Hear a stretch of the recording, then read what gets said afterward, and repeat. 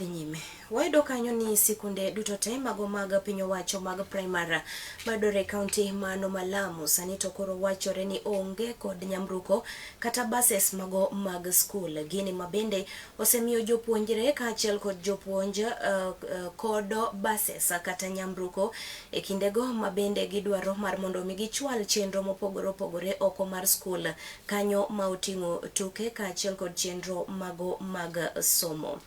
Kane uloso e sacha yawayanga tukego mago mag ng'wech e sikund jopuonjre mano ma Mpeketoni, spika mar od bura Malamu Aza Mbakar ne obedo kod buok ka bende ne wacho ni noreno thoth jopuonjre kane chopo e nyasi maket koda mano ka gitiyo kod apiko. Gino mabende wacho ni keto ngima jopuonjre kanyono mano mabende ok owinjore moloyo to jopuonjre go mago manyiri.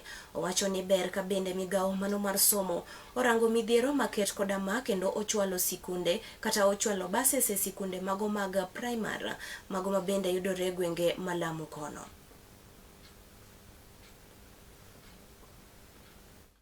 Hapa Lamu West Sub County kuna primaries karibu 75 kulingana na hesabu niliyopatiwa. Primaries ziko far to Dide Waride, nyingine ziko Mkunumbi chini huko.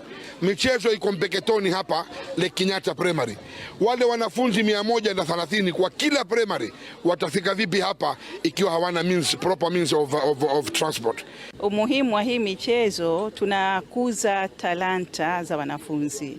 Wanafunzi wako na talanta ambazo hazionekani. Ikiwa hii michezo haitokuwa, hatutoweza kuzijua talanta zao.